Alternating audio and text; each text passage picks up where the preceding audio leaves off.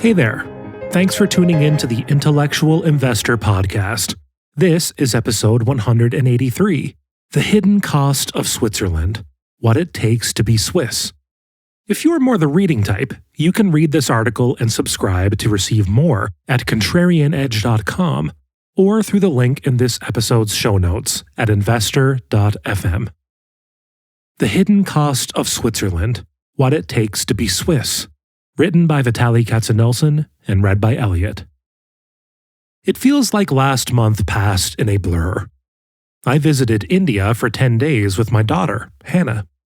When we returned, I spent less than a week in Denver before going to Switzerland with my brother, Alex, where we attended Value X Closters, a conference hosted by my friend Guy Spear. Finally, we spent 5 days in Portugal. I must warn you, I am about to embark on a journey of generalizations that is far from perfect. It is impossible to find uniformity in the behavior of millions of Swiss, not to mention billions of Indians. My new mantra when I travel is observe, don't judge. I have been to Switzerland many times, but this time, right after visiting India, it felt very different. I noticed the stark contrasts between the two countries. When I think of India, I think of busy, chaotic streets with wandering cows and constant honking, extreme wealth along even more extreme poverty, trash on the streets, the incredible smell of spices, warm and kind people, colorful drawings, statues, and figurines of gods everywhere you look. Switzerland can be described by one object, a Swiss clock, which can be found in the windows of shops on any busy street. The country runs with the efficiency of one gigantic Swiss watch. While India is a country of many colors, including gray, the color of poverty, Switzerland's colors are blue, the color of its clear sky and endless lakes, and a mixture of disciplined, subdued shades of gray, black, and white. I think of Zurich and Bern as I write this. Swiss streets are perfect. You could almost eat off them. Everything about Switzerland is proper and pragmatic. When I think of India, I think of a country of smiles, emotion, and Bollywood, while Switzerland has the emotional volatility of a nun. Switzerland is incredibly safe. You see 4-year-olds walking to school on their own. In stark contrast, in India, I was afraid to let my 17-year-old daughter, Hannah, go out by herself early in the morning, and the streets were full of armies of stray dogs, making walking an unsafe adventure. However, as I was considering the differences between the two countries, I realized that Swiss order comes with a hidden cost. It is created by a multitude of rules and incredibly strict laws. Here are a few examples. I have a friend, a very successful hedge fund manager, who was caught speeding 160 kilometers an hour in a 120 kilometers an hour zone. He had to pay 1/6 of his annual salary, hundreds of thousands of dollars. His application for Swiss citizenship was denied, and he has to wait 10 years to apply again. Another friend of mine, at a conference in Closters, received a $650 ticket from a police officer for driving without having removed all the snow from his car. He had cleared the snow from the windshield and windows, but not from the roof. Additionally, you will be heavily fined in Switzerland if you drive in the snow with summer tires. There is a law in Switzerland that prohibits any noise-making activities on Sundays, including mowing lawns or doing construction or remodeling. They take this law very seriously. Swiss people recycle their trash in 4 categories, and this trash is taken to recycling centers in perfectly packed boxes on Saturdays. The size of Switzerland's police force per capita is below the world average. Interestingly, India's is even lower. Yet it actually has the largest police force per capita of any nation, its own people. My friend's neighbor dared to take her bottles to the recycling center on Sunday, thus violating the no noise on Sunday ordinance. Another neighbor took a picture of her doing so and sent it to the authorities, resulting in the law-breaking neighbor being fined. This tendency to tell on each other is very common in Switzerland. Thus, if you are looking for warmth in the people around you, look somewhere else. You are not going to have a close relationship with your neighbor after he tattletales on you to the police. Unless you are Swiss or possibly Singaporean, which I have heard is an even more extreme place than Switzerland, the first word that such regimented behavior brings to mind is insanity. I must admit that this was my initial reaction. However, once I stopped judging and tried to understand these laws, they started to make a lot of sense. Initially, the libertarian in me rebelled at the idea of the government telling me what tires to put on my car, or how clean my car has to be from snow, or when to take out my trash. The libertarian in me wants the government to stay out of our lives. However, the word government is often substituted for other people. We want other people to stay out of our lives, but this works both ways. We need to stay out of the lives of others too. Driving on summer tires in a snowstorm, or having snow piles on your roof puts not only your life at risk, but also the lives of others. And so does speeding at 40 kilometers above the speed limit. If the country has agreed that Sundays are quiet days for people to go to church and enjoy their day off, then one should refrain from making noise on those days, even if it emanates from your noisy cans and bottles. As I think about Switzerland, one word that keeps coming to mind is pragmatism.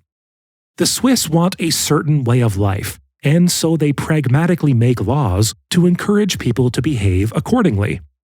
They want their laws not to create busy courts and dirty the pages of LexisNexis, but to have an impact and change the way people behave.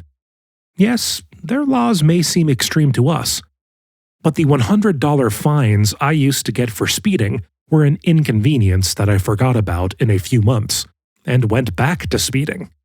However, when you spend 1/6 of your year working to pay off a speeding ticket in Switzerland, you are less likely to speed again, and thus you make society a bit safer.